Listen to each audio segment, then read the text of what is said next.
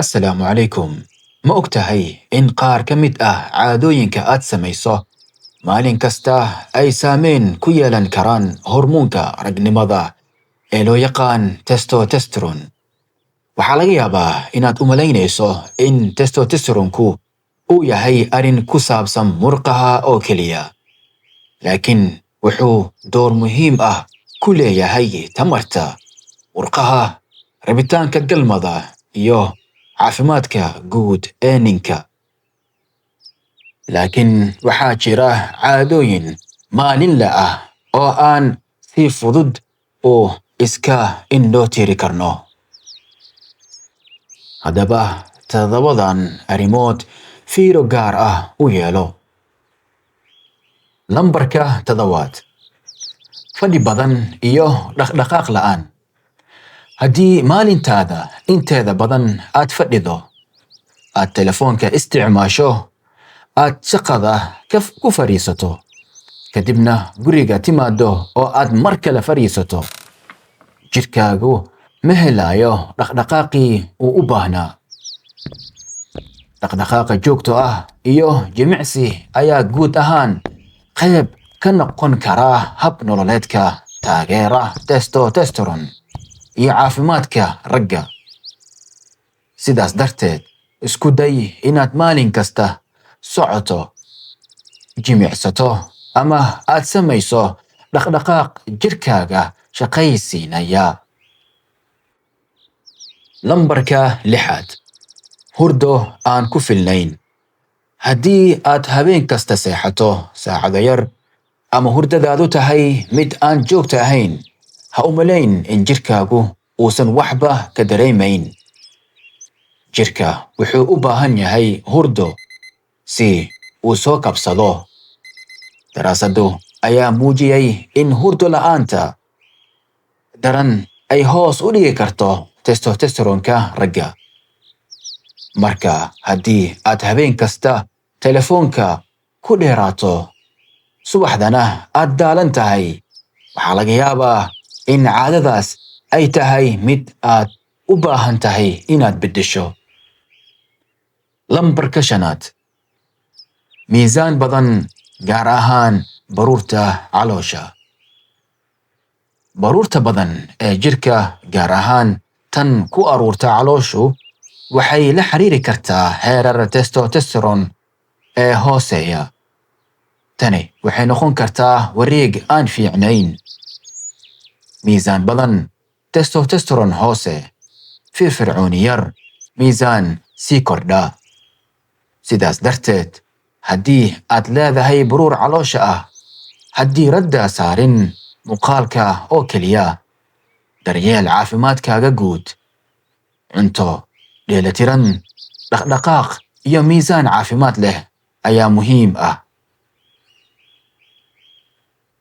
lambarka 4: walbahaarka joogtada ah. noloshu mararka qaarkood way adkaan kartaa. shaqo, lacag, qoys, mas'uuliyado iyo dhibaatooyinka kale. laakiin haddii stressku uu noqdo wax joogto ah, wuxuu saameyn karaa caafimaadkaaga guud iyo nidaamka hormoonada. sidaa darteed, isku day inaad hesho waqti aad ku nasato, ku socoto, ku jimicsato, ama aad la hadasho qof aad ku kalsoon tahay. lambarka 3: cunto xumo joogta ah. haddii maalin kasta aad ku tiirsanaato cunto oo la farsameeyay, sonkor badan, iyo cunto aan lahayn nafaqo ku filan, caafimaadkaaga guud ayaa saameyn karaa. jidhkaagu wuxuu u baahan yahay borotiin, dufan caafimaad leh, fitamiino iyo macdano kala duwan si uu si wanaagsan u shaqeeyo. ma aha inaad raacdo cunto mucjiso ah. waxaa muhiimka ah waa cunto dheelitiran oo joogto ah. lambarka 2: khamriga oo si xad dhaaf ah loo isticmaalo. isticmaalka khamriga, gaar ahaan marka uu noqdo mid badan ama joogto ah, wuxuu saameyn ku yeelan karaa nidaamka hormoonnada ragga. Cilmi baaris lagu sameeyey daraasado badan ayaa muujisay xiriir u dhexeeya isticmaalka khamriga iyo hoos u dhaca testosteronka.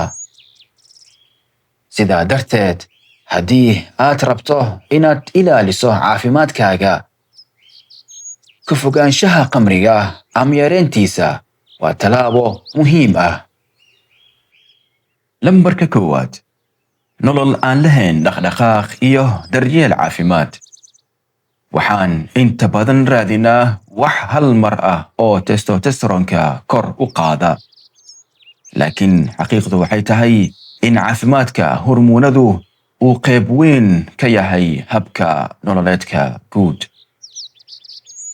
Hurdo fiican, dhaqdhaqaaq, miisaan caafimaad leh, cunto wanaagsan, istresska oo la maareeyo, iyo ka fogaanshaha caadooyinka waxyeelada leh. Kuwani waa waxyaabaha aan maalin kasta gacanta ku hayso. Haddaba, hal su'aal ayaan ku hayaa. Caadooyinkani kee ayaad adigu u baahan tahay inaad beddesho? Ku qor lambarka faalada hoose. Haddii aad ka faa'iidaysatay muuqaalkan, like saar. Qof aad u malaynayso inuu u baahan yahay la wadaag, oo ha ilaabin inaad subscribe ku samayso kanaalka si aadan u seegin muuqaalada xiga ee ku saabsan caafimaadka maskaxda, cilmi nafsiga iyo horumarinta nafta. Xasuusnow, caafimaadkaaga waxaa dhisa waxyaabaha aad samayso maalin kasta. Laakiin haddii aad leedahay calaamado aad ka shakisan tahay inay la xiriiraan testosteron hoose, ha isku daaweyn internetka. La hadal dhakhtarka, sababtoo ah testosteron hoose waxaa lagu xaqiijiyaa calaamado iyo baaritaano dhiig oo habboon, badanaa iyadoo cabirka la xaqiijiyo.